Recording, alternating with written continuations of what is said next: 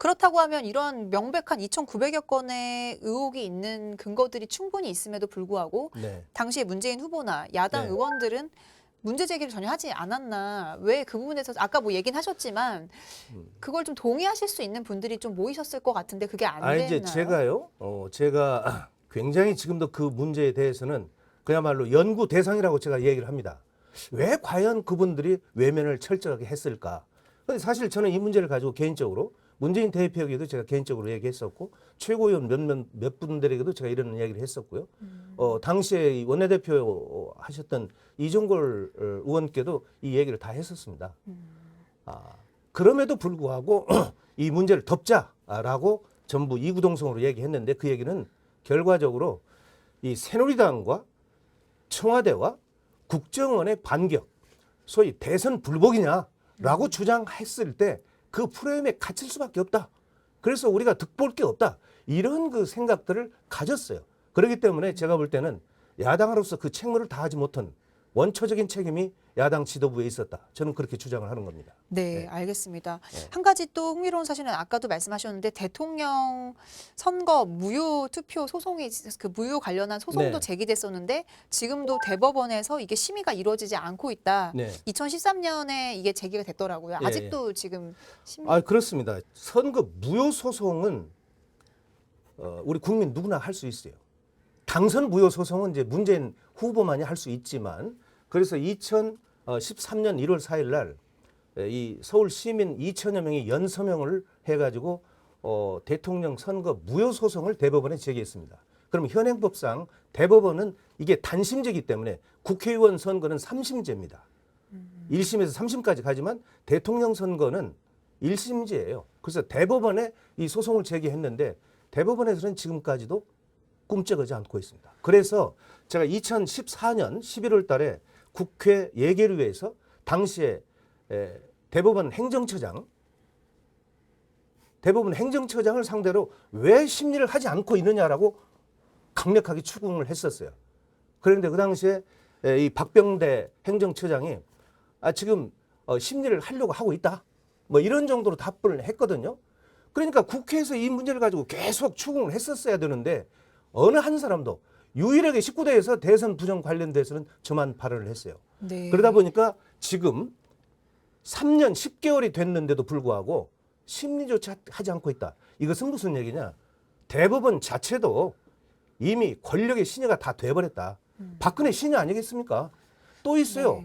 2013년 7월 달에 지금 형사소송법으로 내란죄와 국헌 문란죄를 걸어가지고 이명박, 박근혜, 그 당시에 뭐 중앙선거관리위원장부터 9사람, 이 국정원에 댓글력 김하영까지 해서 9명을 내란죄와 국헌문란죄로 형사 소추를 해놨는데 이것도 대법원에서 일체 지금 심리를 안고 있어요. 그리고 이 문제를 우리 국민들이 거의 몰라요. 그런데 2013년 1월부터 현재까지 매주 토요일 날 광화문에서 박근혜 퇴진, 18대 대선 무효, 박근혜 퇴진을 외치는 시민들이 매주 집회를 하고 있습니다. 지금도 있다는 지금도 말씀. 계속 하고 있어요. 네. 한 주도 안 걸렸습니다. 이번 주가 아마 150주째 될 겁니다. 그런데 네. 여기에 대해서 청와대나 국정원이나 사정당국에서 단 한 번도 시비를 걸지 않아요. 참 그거는 아이러니한 부분이 있네요. 그렇습니다. 사실은 뭐 어버이연합이나 뭐 여러 가지 잡아가면 있었잖아요. 도로교통법 위반으로 잡아간 경우는 있었지만 네. 뭐 허위사실 유포다, 명예훼손이다 이렇게 해서 걸질 않아요. 우선 저도 그렇게 걸질 않으니까. 네, 알겠습니다. 그래서 어쨌든 이러한 뭐 어떠한 의혹이 지금 제기가 된 건데요. 투표소에 그래서 수개표를 해야 된다라고 네네. 하셔서 이 법안도 입법 예고하셨다고 하는데 뭐 이건 어떻게? 이제 제가 그동안에 네. 이 문제를 집착하면서 우리 대한민국의 이 선거 시스템이 이렇게 가서는 안 되겠다. 소련의 스탈린이 과거에 이렇게 얘기를 했어요. 투표는 국민이 하지만 개표는 권력자가 한다. 그 얘기는 투표는 그냥 형식적으로 국민에게 시키지만 개표는 권력자들이 자기들 마음대로 조작을 해서 가져가겠다. 이런 거 아니겠습니까? 아니겠어요? 그런데 이런 이 구소련 시절에 있었던 일들이 우리 대한민국에서 현재 벌어지고 있다. 그래서 이것을 제도적으로 법을 개정해서 막아야 되겠다라고 한 것이 저의 생각이었어요. 그래서 제가 국회에서 이 공직선거법, 대통령 선거법을 이 개정하기 위해서 두 차례의 토론을 했고요. 그리고 거기에서 얻어지는 결과가 뭐냐? 투표소에서 수개표를 해버리자. 지금까지는 투표를 하면 투표함이 개표소로 와서 개표장에서 개표를 했는데 투표소에서 바로 개표를 하게 되면 여러 가지 이점이 있습니다. 우선 네. 투표함이 이동을 안 하기 때문에 이동 과정에서의 부정이 없어질 수 있고 시간이 절약될 수 있고 비용이 절약이 됩니다. 그리고 투표 참관인들이 직접 그 자리에서 개표 참관인으로 전환을 시켜버려 가지고 사방에 CCTV 다 놓고 개표를 진행시키면 네. 개표 부정이 있을 수가 없어요. 자, 그래서 이것을 제가 2014년 12월 달에 국회에 이 법 개정안을 대표 발의했고 이것을 국회 사무처에서 1월 5일 날 입법 예고 시스템에 알렸는데 이틀 동안에 댓글이 9,673개 이게 반대 댓글이 동시에 달렸는 거예요. 수개표를 반대할 이유가 없는데도 그렇게 달렸다는 그렇습니다. 거. 그럼 그러니까 누가 그런 일을 이제 저질렀을까요? 수개표를 네. 반대할 이유도 없을 뿐만이 아니라 이것을 국회 사무처에다가 게시된 내용을 저도 몰랐어요. 국정원과 일베와 청와대 아직 뭐 댓글 부대를 다 운영하고 있으니까 이 사람들이 조직적으로 나서지 않는다면 이런 댓글이 달릴 수가 없는 거죠. 그래서 이 문제조차도 저는 최순실이 개입했지 않은가 하는 의구심을 갖고 있습니다. 네, 이건 뭐 의혹이다 보니까 네, 네. 어쨌든 최근에 뭐 JTBC에서 보도가 됐듯이 최순실 사단이 온라인의 여론 조작 정황이 드러나기도 했고 네, 네, 사실 네. 뭐 앞서서 시발단이라든지 이제 조직적인 댓글 부대가 운영됐다는 거 이미 밝혀진 사실이거든요. 그런 차원에서 봤을 때도 이런 전국에서 이런 부분에서 짚어볼 필요가 있지 않았나 싶습니다. 이 댓글 문제는요. 이 국회 사무처의 담당자 말에 의하면 헌정 이래 이런 반대 댓글이 이틀 사이에 근 만여 건이 달리는 것은 처음이었다고 그러고요. 이것은 기네스북에 올라가야 될 일이에요.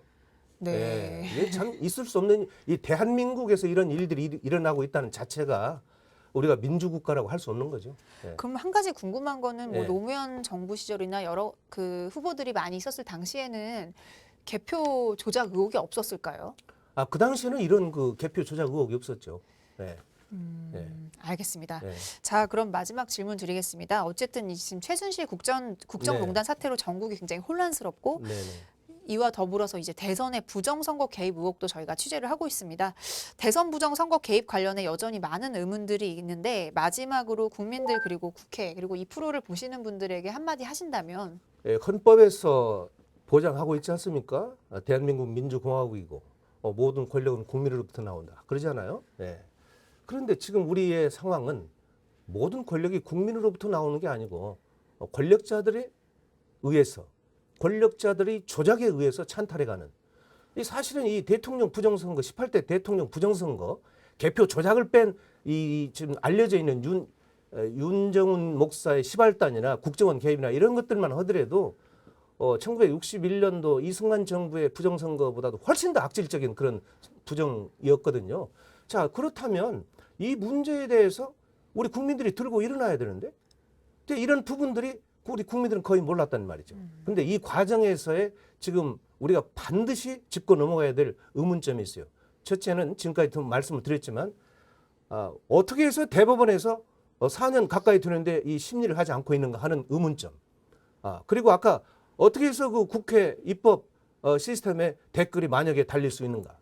그리고 이 강동원이가 국회에서 면책특권이 설사 있었다 하더라도 이 문제는 제가 기자회견도 했고 대외적으로 막 연설을 하면서도 했고 그렇기 때문에 대통령의 명예훼손이다.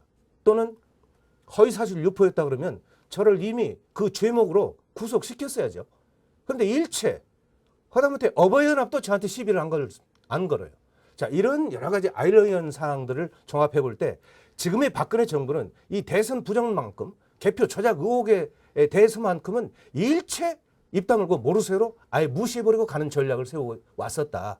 그렇기 때문에 이번 최순실 박근혜 게이트를 통해 가지고 여러 가지 지금 정황들이 다 나와 있는 이 대통령 18대 대통령 선거의 개표 조작 의혹만큼은 반드시 밝혀서 우리 헌정사에 이런 오점을 다시는 남기지 않아야 된다. 저는 이렇게 주장을 하는 것입니다. 네, 알겠습니다. 오늘 인터뷰 응해주셔서 감사합니다. 고맙습니다.